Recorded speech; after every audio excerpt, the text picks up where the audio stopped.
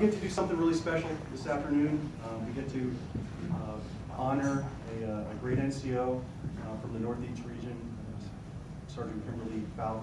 And this is the last installment of our Outstanding Counsel, Leader, and Paralegal Award for 2014. So I just wanted to give you a little bit of background about that the awards that we took nominations for, what the criteria was for that, and why Sergeant Fouth was selected. And so this is just, to me, it's a great honor to be able to present this award to her, and I'm happy to be able to do it here at the Northeast CRT. So, okay, background of the award. I was going to ask Colonel Knight, right here. My understanding is these awards were instituted by Colonel Barnett, our patriarch of our organization, several years ago. Do you know how many years it's been ago? 4 years ago. Okay, about 4 years ago. So for the last 4 years, Colonel Barnett started it, and he started these awards. And you know, the nominations were voluntary, and the nominations were from anyone. Anyone could nominate for folks to be considered for these awards. And so the award itself, what's being presented, is purchased with voluntary contributions from folks. So it's a special award because it comes from you all, and it really means a lot because it shows that folks have enough desire and appreciation for folks in your units to put these packets together. And this year we had an incredible number of nominations, and I'm just proud of you guys. Your leaders and state judge advocates, in some cases, really showcased your work. We received a great number of them this year. It was really hard to select the winners, but really the whole organization wins when something like that happens, because you were able to showcase, your leaders were able to showcase you, and we were able to take the time up at our office and go through each packet, even look into additional information about folks and their backgrounds and learn about them, look at ORBs and NCOERs and NC, the enlisted record briefs. And so we really do take the time up there to do it. And we enjoy it. And it's one of the perks of our job because we so desperately want to get to know you all, and you know, the nature of our organization, part-time, spread out across the 54 states and territories. That's something that is one of our main tenets, getting to know folks. And so this award is a great opportunity for us to get to know you better and to have leaders highlight some of their folks, select folks. So some of the criteria that we looked at for this award, it recognizes individuals for exceptional contributions to our organization first and foremost. But it also recognizes exceptional initiative, dedication, and performance by grade and position. So we would receive these things, and folks are in different stages of their careers. So we really try to look at the position they hold and their seniority level, and look at what they were able to accomplish against peers for that position and age and experience. Some of the other criteria that we looked at when we analyze these awards and nominations is performance and leadership in the defense of soldiers. And these are some of the same things that Colonel Brookhart talked about, but exceptional performance and leadership in defense of soldiers, improving our organization, not only your state organization, your immediate organization, but Army National Guard TDS as a whole, and also in the development of not only subordinates, but peers and leaders as well. Your ability to develop and influence your organization. So we look at that, and obviously there's specific ways to do that. There's building systems and in other ways in your organization, leader development programs, and just your mentoring and all those types of things, and your ability to develop relationships to influence others within your organization and out, we looked at. So those are some pretty high, lofty criteria, and all of the nominations we received, we were incredibly impressed with what you guys are doing to impact those around you.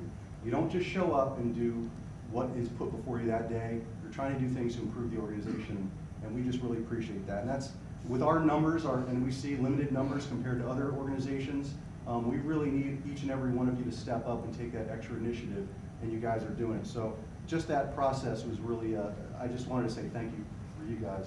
Now, looking at Sergeant Fouth in particular, so if you can come on up. So she might get a little embarrassed here, but I wrote down some things.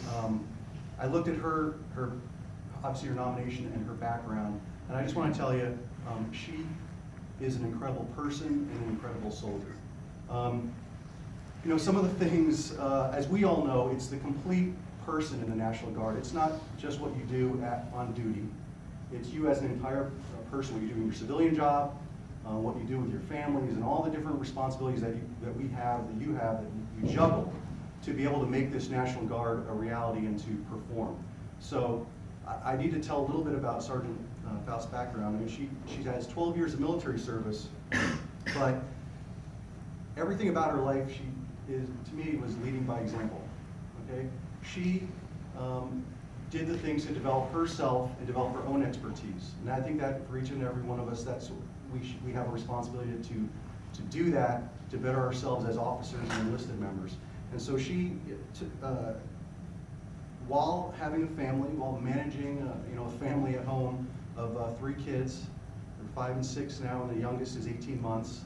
While doing that, she's going to college in addition to her full-time job, and she gets an associate's degree in 2012 and with honors, and so with those accolades, then she continues on and now is working on her bachelor's degree. She also, at the same time as being a student, is juggling about 6 other balls at the same time. You know, when I look at her background, and I just said it, she manages a team, she manages a home. They have 3 kids at home, and we all know that managing young kids is tough. But not only that, she's got a full-time job at in the state of Pennsylvania, the Commonwealth, as the military funeral honors coordinator. And we know that that's a really demanding job. At any given time, she's managing 25 individuals, a team that has a lot of missions to perform, and that's a demanding job. And I've talked to some other folks that work in that field, and it's not easy to get all those details because it's a no-fail mission. You can't mess up because it really reflects poorly on the national or the state. So she not only has that going and all the other things and her school career, but then she's also managing a trial defense team of 6 officers and all that goes along with that. Just to talk a little bit about her workload, she is managing Vermont and Pennsylvania actions. Pennsylvania is one of the busiest jurisdictions, and they probably estimate about 8 boards a drill period. In addition to that, all the additional Article 15s and other actions out there, separation actions. In addition to that, she's 27 Delta and 42 Alpha qualified, so she's got all that expertise to try to, and it's clear, and this is something that throughout her, I've heard this actually outside of her packet from individuals unsolicited, that she is the glue that holds the 328 together. I've heard that theme, and I've heard that outside of her nomination packet, but it was in there as well. And that says something, because when you look at what she does, she not only makes sure her team is squared away soldier skills-wise, but she is the glue that holds the intake of clients, the assignment of counsel. She's managing the boards and the schedules. She's doing those things, those extra things that are so hard to find time to do, like interviewing witnesses, prepping witnesses for boards, writing legal memoranda and reviewing them and editing them. All those things those extras take the time and effort that a lot of folks don't get to. And so she puts in that extra effort, and it was impressive. She handled over 248 administrative legal actions last year. So with all that going on, she participated in DC 201 last year and was voted the top performer, top paralegal.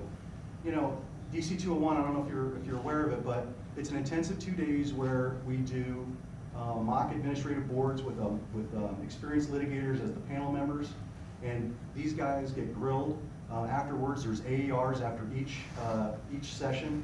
In addition, it wasn't just that exercise. For months before, they're doing motions practice and case preparation, just like it's a real board.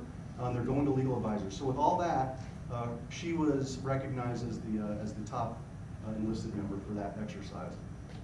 Not only that, she actually was an acting regional paralegal in addition to all these things for 3 months. So she's going above and beyond, and she's managing and juggling things that I was just really impressed. So with that, I'd like the citation read. If everyone can remain seated, Major War will read the citation. Army National Guard Trial Defense Service presents the 2015 Outstanding Paralegal Award to Staff Sergeant Kimberly A. Fowl. Her dedication to the development of defense paralegals through training, mentoring, and performance initiatives, and of the Army National Guard Trial Defense Service through business, process enhancements, systems development, and information sharing has been exemplary. She is therefore recognized as the 2015 Outstanding Paralegal, displaying the highest ideals of professionalism, commitment, and passion of a paralegal in support of clients and defense counsel and the improvement of the Army National Guard Trial Defense Service. Given on this 29th day of March 2015, Lieutenant Colonel Nelson J. Van Eck, Chief, Army National Guard Trial Defense Service.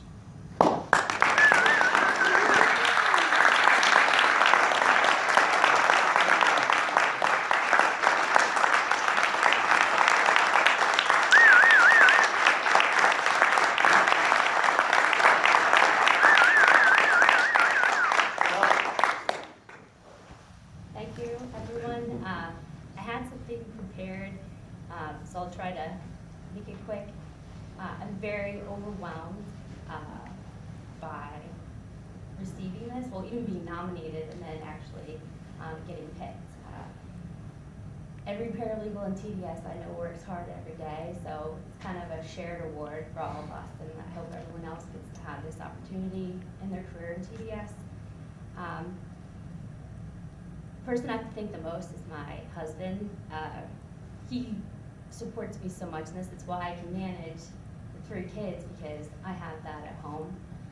Just recently, I'm in the middle of bath time with a 2-year-old and have a client calling that I've been trying to get a hold of, and jumps in, stops what he's doing to hand me the phone, jumps in, takes care of my son. Secondly is the most intelligent group of individuals I've ever worked with. It's, I go to drill and I go in there as like a empty sponge, and I want to leave there with so much knowledge and information, and I get it from these gentlemen. So it's definitely an honor working for TDS, and I hope I can stay as long as possible. There really is no other organization like TDS. So thank you very much.